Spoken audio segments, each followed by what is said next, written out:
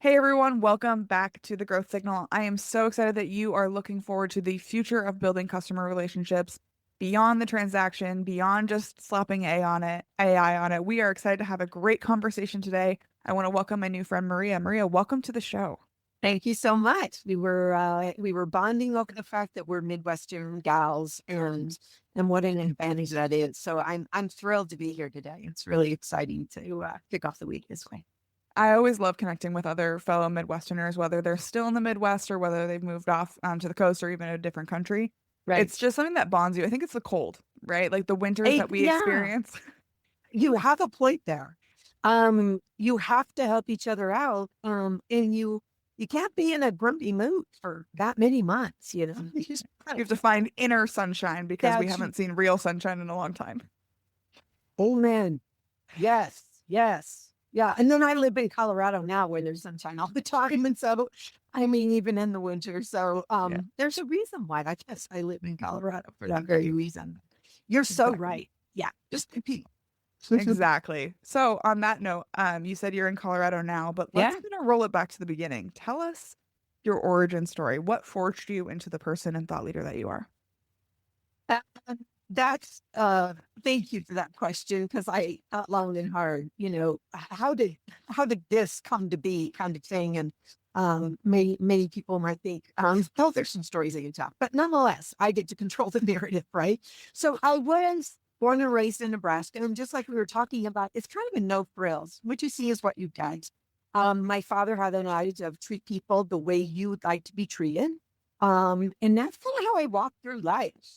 I will tell you, my parents, I think knowingly, but perhaps unknowingly, really instilled in me a, a, a work ethic, a hard work ethic. And that has continued throughout my life. So I was an athlete, and my father was an athlete. And so we bonded at that. Kind of when girls, I love it that, there's girl sports are gaining such prominence. And UConn just took the women's basketball trophy home recently. So, but I was not necessarily the most gifted athlete. My father was, and my older brother was, but we worked hard, right? And so that has continued and sustained me. Plus, there's always this foundation of just being taken care of. Like, and I would say one theme throughout my life has been in my career, personal life, whatever, it's been to take calculated risks. And I think it's that foundation that my parents gave to me, um, and that my husband maybe has sustained, in my adult life, that really kind of, there's always a safety net, and really, if you think about it, where we think there are these tragedies happen, and we've all had losses in our life, right? That maybe there's something to be learned in that. So if you always go in with a mindset of always be learning is in, and I'm still doing that, and whether it's you gain certifications or you're constantly listening to the podcast and expanding your thinking, I don't think you can ever stop doing that. I have a son that's going to graduate from college, and he is about ready to throw the books out the window and never pick up another book. Okay, I get it. We've all been there, right? Now, you don't always have that mindset of, I don't know, intellectual curiosity. I think it's just virtually important. And in this age of AI and intellectual, all of that is that even more important. So, correlation is always just, there's a hard work ethic, take calculated risks, this always be learning. And then just from a practical standpoint, I was a member of the Sprint team, now T-Mobile, for 11 years. And it was just a formidable time in my career. I learned a lot. I was given some great opportunities to learn. I was given some opportunities to either succeed or fail.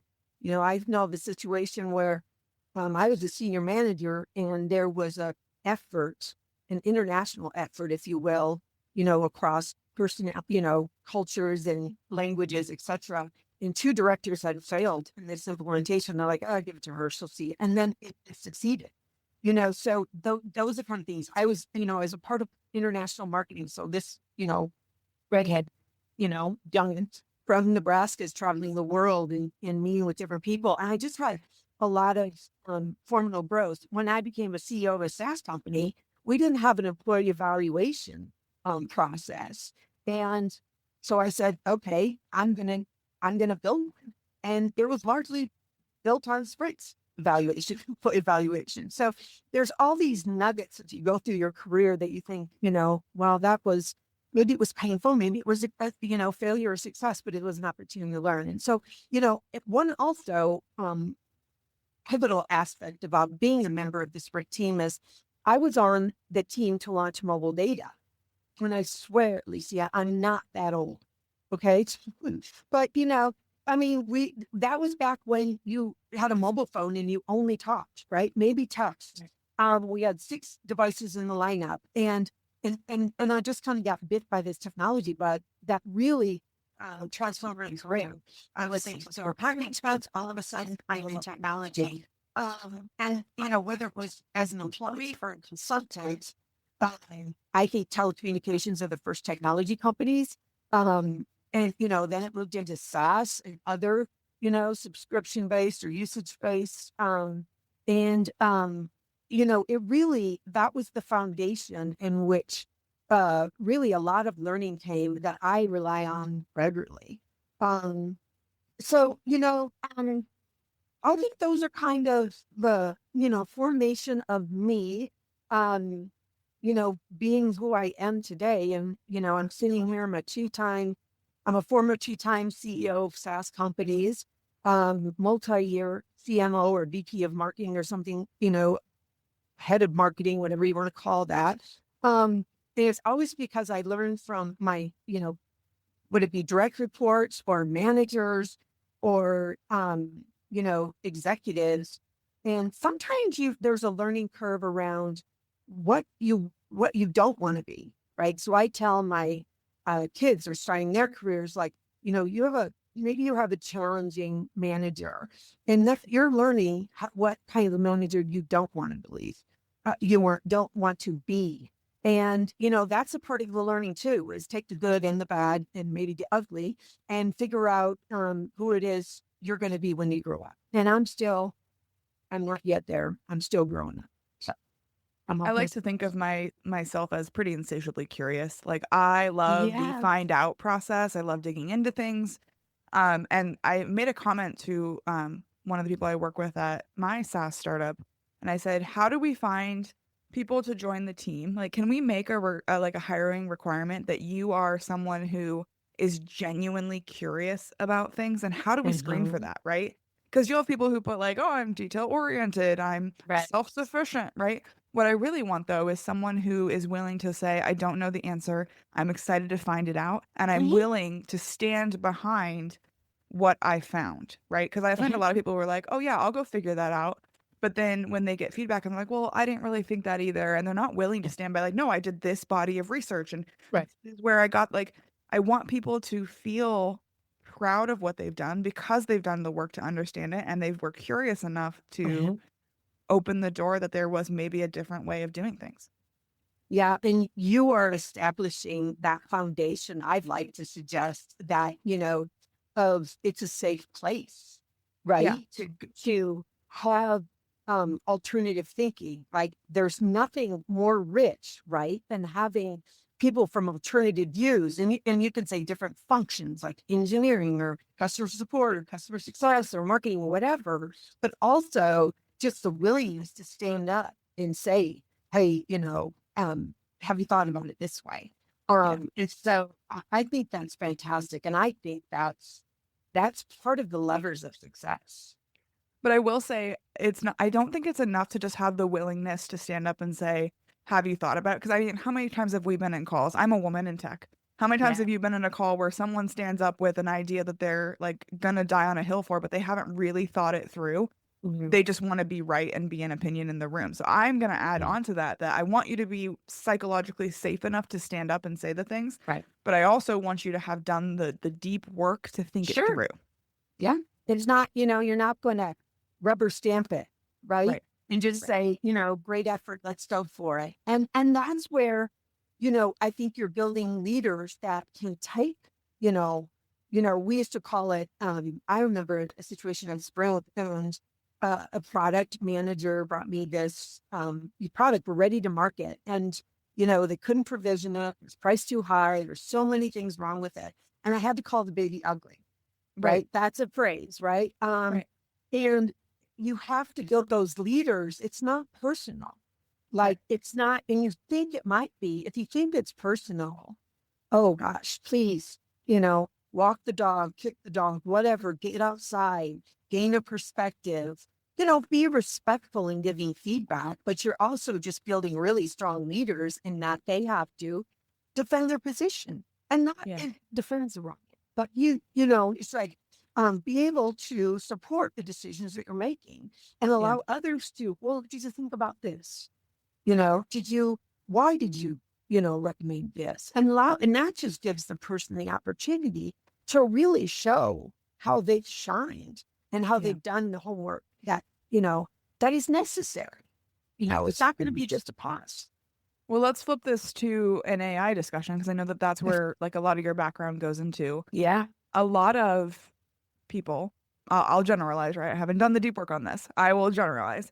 A lot of people are slapping AI on it and calling it good enough. Tell us your perspective on AI and how it's going to lead our businesses into the future in reality, rather than the lovely little workflow charts we've all created in our workflow software. Yeah, I think it's, kind of humorous to say, software, is a perfect example. Everybody's slapping AI in there, either in their main message or in the name of the application, right? Yep. But it's just like, again, with that intellectual curiosity, I'm always thinking, well, what is AI? What is the part that's AI? And is it truly AI? I think it's part of that intellectual curiosity. I would say anyone that, has fear of it, it's not going to take over our jobs. I do not think AI is going to replace human creativity, human strategic thinking. I just didn't. And AI is what? I mean, and I always say, when you're using AI, don't check your brain at the door. I'll give you a perfect example. A past employer always invites me to the CMG March Madness bracket submission. And I touched around and I had 15 minutes to submit. So I did it with AI. And I'm like, I'm either going to not submit because I don't have time to call my son and consult with him because he's the basketball guru. I don't have time. So I'm either just have to do ChatGPT or not submit. So I use ChatGPT. So what's what I say? Like when we were doing the Western reason, that channels in there that weren't even in my turn. I had, and then when I went back to them and say, how do my picks look at the Final Four? They had thought this was less bright. I thought the Final Four was right. Oh, so goodness. It's like, so like they're looking in the future now. So you cannot check your brain at the door. I think and then I think you look at it with intellectual curiosity. I find it amazing. I find myself being more productive. Think of it as a thought partner. And really just, always be questioning, is this the right move? How do we use AI ethically and intelligently? Because I think those are the two questions. And it's here to stay, just like the internet was here to stay, right? And no, I wasn't alive when the internet was started. But or maybe it was, I don't know. But it's really just to look at it from intellectual curiosity. What can I learn from this? But never like be at the end all be all, because it's not there yet. And I've largely guessed it's none of it. I mean, yes, it will replace some jobs, but then people will upskill. Engineering is a perfect example, right? You don't have necessarily entry-level coders anymore. You're using AI. So all of those engineers need to upskill. Great. Right. You're just you're making yourself more attractive to a future employer, and or you're satisfying your own intellectual growth. I don't see anything bad about it from a personal perspective, but I do think we cannot go and do it with blinders on. I'm a big proponent of what I call augmented intelligence. Like, I want to be the center of that little universe. but I Yeah. want AI to make me smarter. So like right now, I'm getting ready to paint my house. So I live in an old house. It still gets painted, right? We have wood slats instead of vinyl siding. And it's a pretty big financial commitment to paint this house. Mhm. Like I get Mhm. one shot every 6 or 7 years to decide what the heck I'm going to paint this house. And so I'm going through a process right now where I actually uploaded a picture of my house to ChatGPT Mhm. and I said, give me what you would paint this considering my parameters. I live in Iowa. It's an east facing house. We got to prepare for all seasons. It's a Victorian style. So, but I don't want it to look like an old house. I want it to look like more updated into the future. I generally like neutrals. And then it pulled up all of these different palettes for me. And then it edited the photo to reflect its suggestions so that I could see what my house would look like with a white paint with black accents and gray, Mhm. blah, blah, blah, or whatever. And I could see what it would look like if we went more like true, red, navy, and sky Sure. blue, right? Mhm. Um, Mhm. but that's saving me so much time and stress over like laboring over this decision because my painter's going to come over. He's going to put a couple swatches up that are like a foot by a foot, and then I'm going to Yeah. have to make a choice. But now I'm able to visualize my house from the front with That's these wild. colors I'm considering, right? Those are the types of use cases, but I still have to be the one to tell ChatGPT what Mm. I like and what I'm looking for and what my parameters are and what these things mean to us. I have to think it through and I have to give them a photo of the house. So that's Yeah. what I mean by like augmented intelligence of how can I use this to make myself better so I can do only the things that humans can do. I can have a Mhm. podcast conversation. Could you imagine if you were recording this right Mhm. now and you were just talking to ChatGPT? Like it would be a good conversation, but would it be great? Would it be human? Would it be the thing that people are attracted to?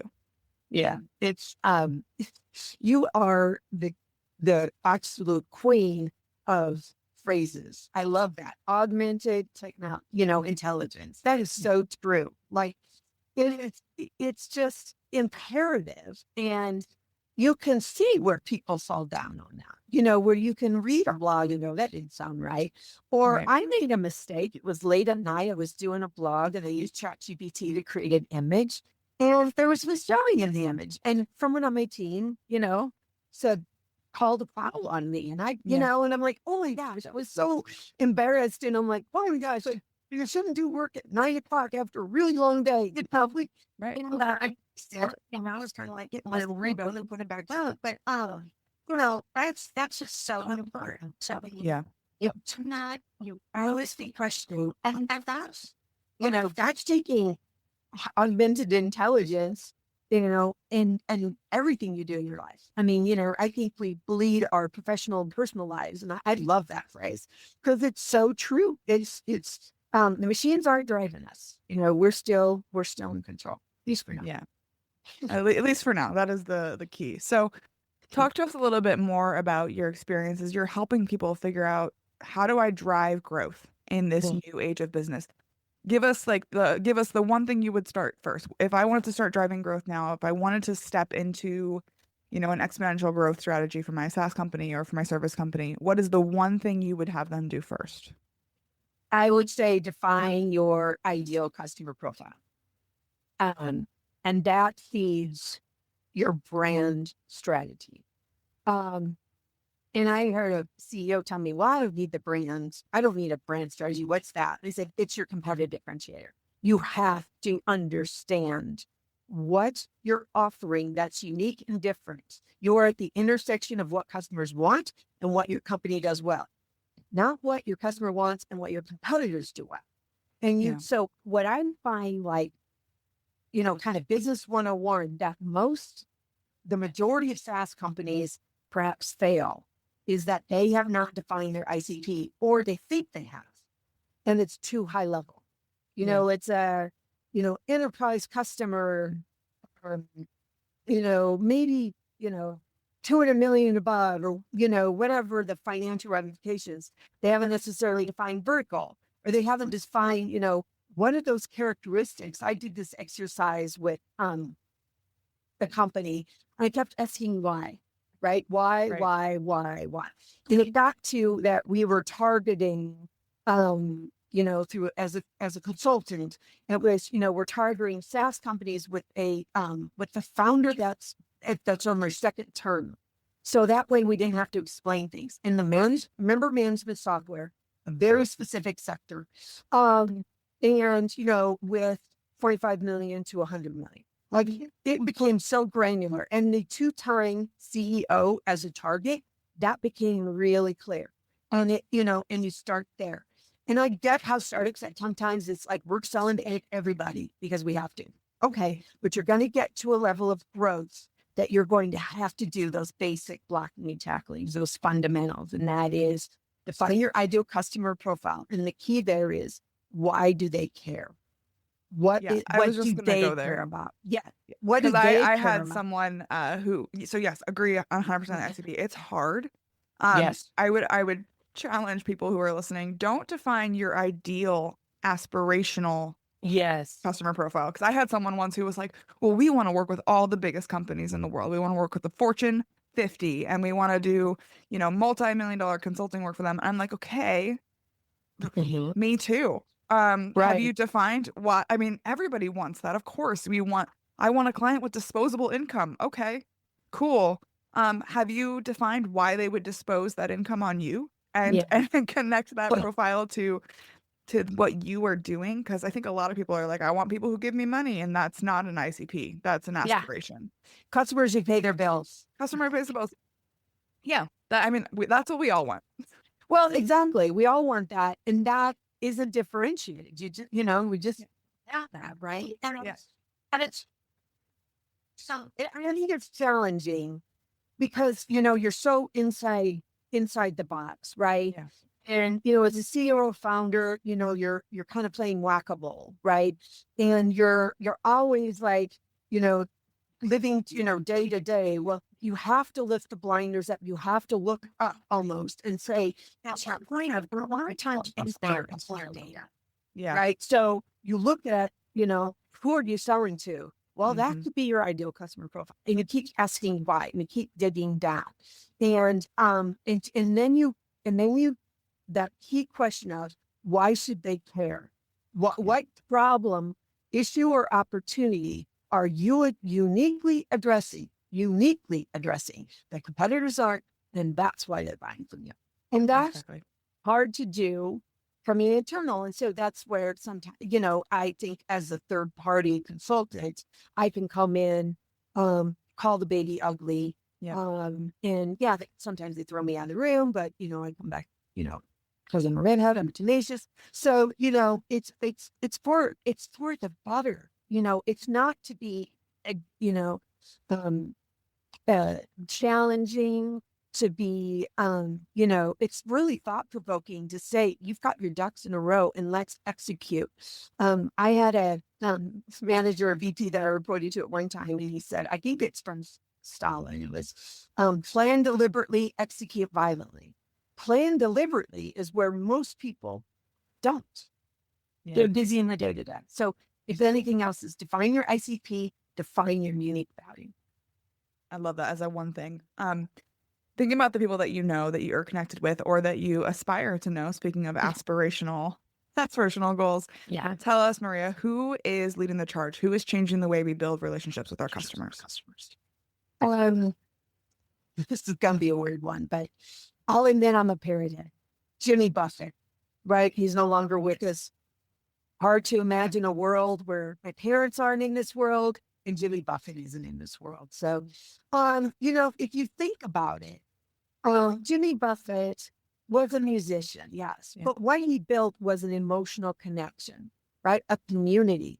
There are parrot heads that, probably wear a suit during the day, but would go to a Jimmy Buffett concert and they're wearing, Hawaiian shirts and weird things on their head and puka shells strategically placed on their body.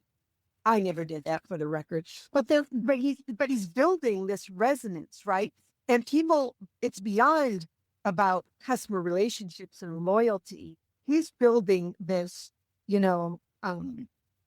ecosystem, if you will. And then you want to experience this brand more beyond concerts. You want to go to his restaurants, his resorts, his retirement communities. Yeah. I mean, I would told my husband when I get to that point that I want to move here. And I want to wake up every morning saying, cheeseburger in paradise. Why not? right? Yeah. What a way to go. But, it wasn't a one and done. It was decades of Yeah.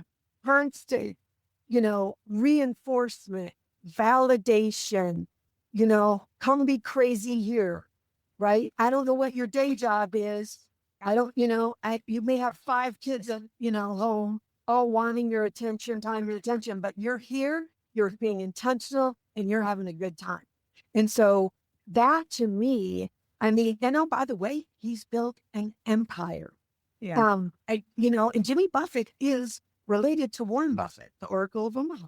So maybe it's in the DNA there, but Maybe it is. I think, Jimmy Buffett, even if you're not a pairhead and you're not a fan, you evoke an emotion when you think of Jimmy Buffett.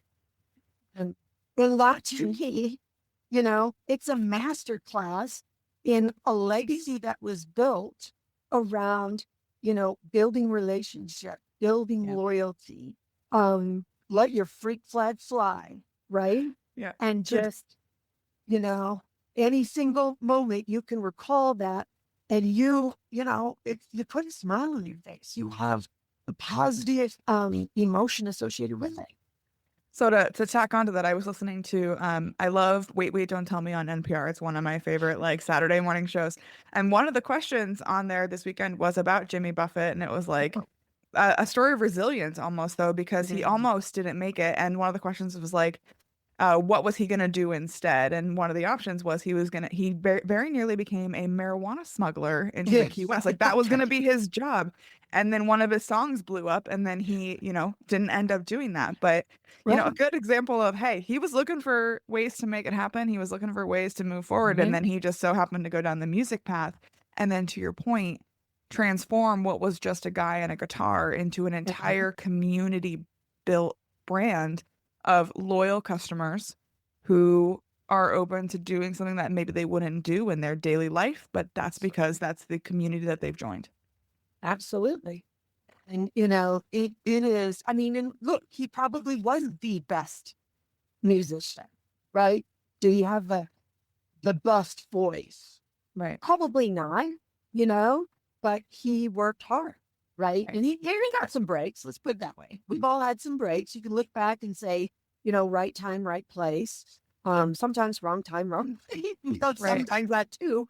But, he took advantage of that, and he worked hard, and he built, anybody can become a part. There's no requirement other than, be happy, be joyful, and,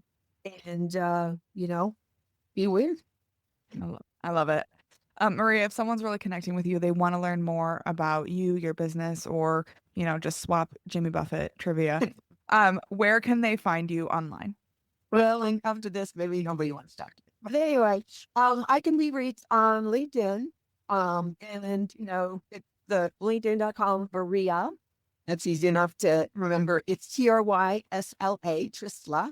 I'm the only one out there. So I look forward to having conversations about how great Jimmy is, what's working and not working in this turbulent, times that we're having. And, or just to, we need people, we need to connect. And this has been a pleasure to connect with you.